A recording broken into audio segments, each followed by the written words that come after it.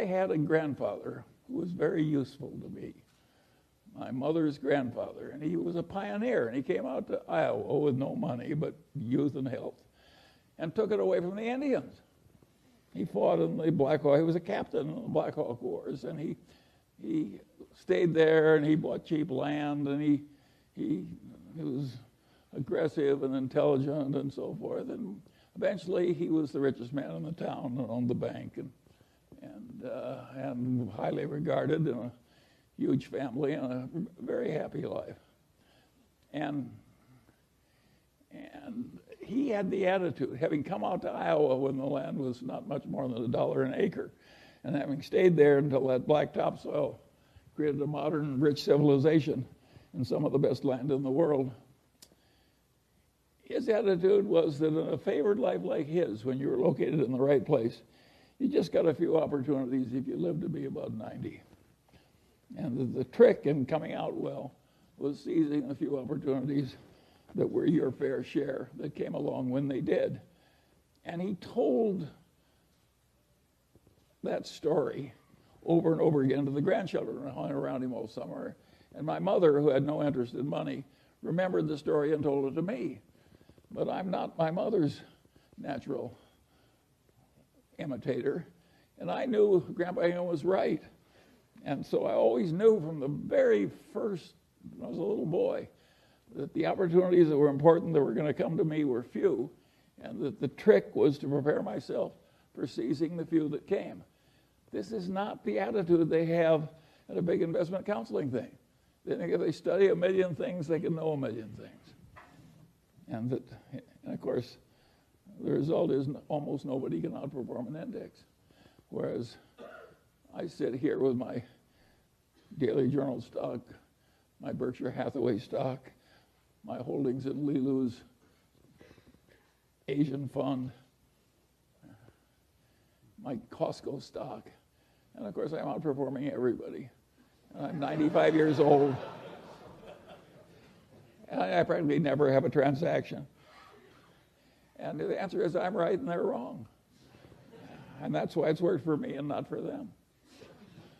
And now the question is, do you want to be more like me or more like them? The idea of diversification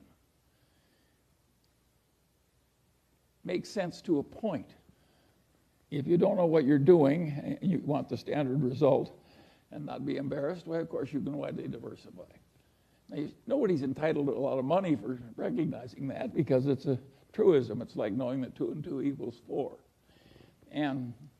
But the investment professionals think they're helping you by arranging a diversification. An idiot could diversify a portfolio, or a computer for that matter. But the whole trick of the game is to have a few times when you know that something is better than average, and invest only where you have that extra knowledge. And then if you get just a few opportunities, that's enough. And what the hell does you care? You own 3 securities and J.P. Morgan Chase owns 100. You know, what's wrong with owning a few securities? Warren always says if you lived in a growing town and you owned stock in 3 of the best enterprises in the town, isn't that diversified enough? The answer is, of course it is. They're all wonderful places. And that is too, because you like stories.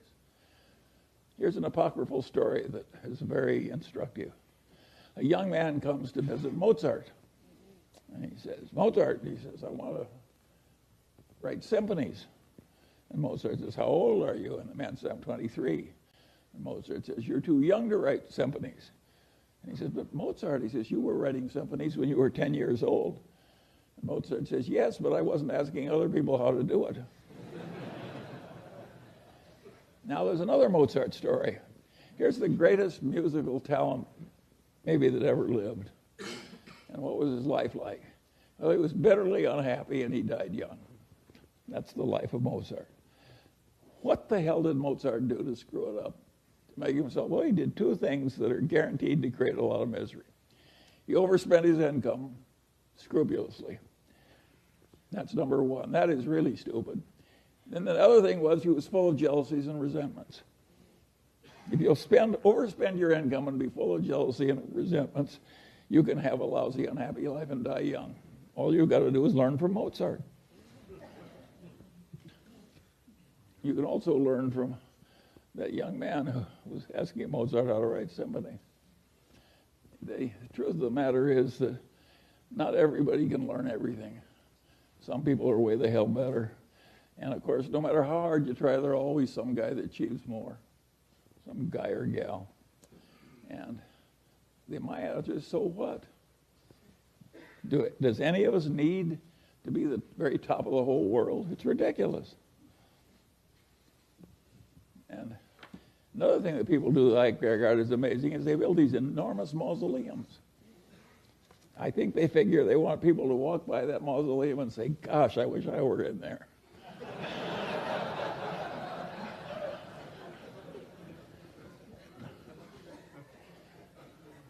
Anyway,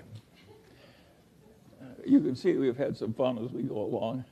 And it's worked so well, but if you actually figure out how many decisions were made in the history of the Daily Journal Corporation or the history of Berkshire Hathaway, it wasn't very many per year that were meaningful. It's a game of being there all the time and recognizing the rare opportunity when it comes and recognizing that a normal human allotment is to not have very many. Now, there's a very confident bunch of people who sell securities who act as though they've got an endless supply of wonderful opportunities. Well, those people are the equivalent of the racetrack tout. They're not even respectable. It's not a good way to live your life to pretend to know a lot of stuff you don't know and pretend to furnish you a lot of opportunities you're not furnishing. And my advice to you is avoid those people, but not if you're running a stock brokerage firm. You need them.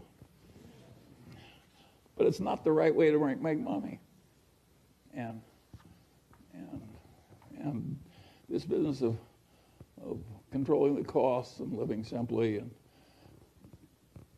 that was the secret. How much money? Warren and I had tiny little bits of money. We always underspent our incomes, and we invested, and if you live long enough, you end up rich. It's not very complicated. And now there is a part of life which is, how do you scramble out of your mistakes without them costing too much? And we've done some of that too. And if you look at Berkshire Hathaway, think of its founding businesses: a doomed department store, a doomed New England textile company, and a doomed trading stamp company. Out of that came Berkshire Hathaway. Now, we handled those losing hands pretty well, and we bought into them very cheaply. But of course, the success came from changing our ways and getting into the better businesses. And it isn't that we were so good at doing things that were difficult. We were good at avoiding things that were difficult. Hello, Mr. Munger, I'm on your right. You speak about the importance of fishing in waters with ample fish. If you were starting out today, what sea would you be fishing in, other than in China, of course? Well, other than China, but if there's one good place in the world, that's more than my share. There are others, I'm sure, but it's hard for me to believe that anything could be better for the Mungers than China. So I can't help you. I've solved my problem. You'll have to solve yours. By the way, the water's fine in China. And some very smart people are wading in. And in due course, I think more will wade in.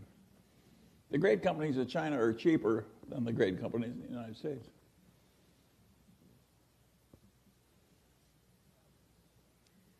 Hi, Mr. Munger.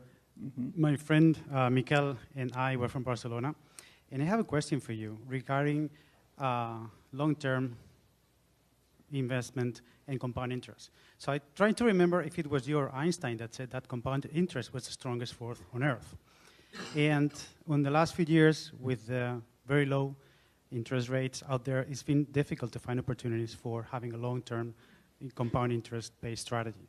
So beyond investing in Berkshire, value investing, or index funding, where would you invite us to find opportunities for long-term investment where compound interest is really that force?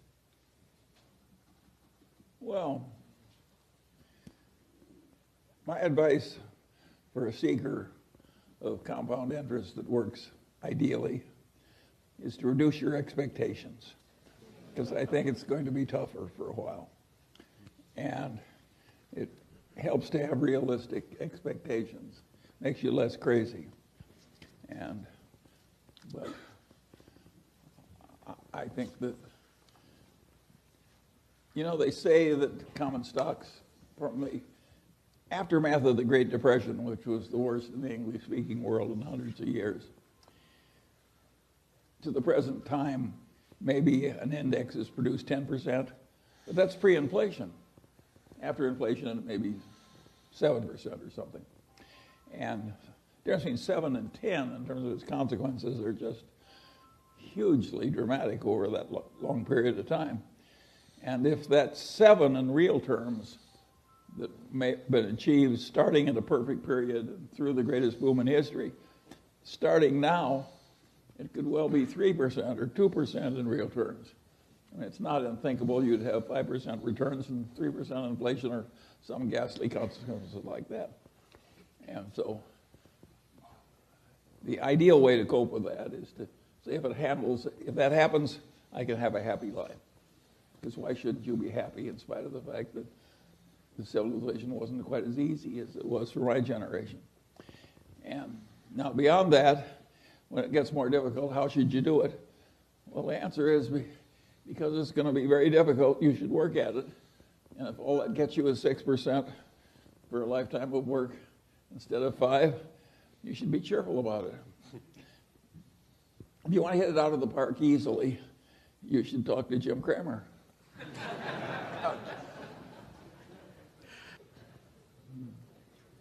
Hi, Charlie. My name's Julia LaRoche. Last year, we saw a record amount of share repurchases, and now we're hearing rhetoric out of Washington, D.C., specifically legislation to curb stock buybacks.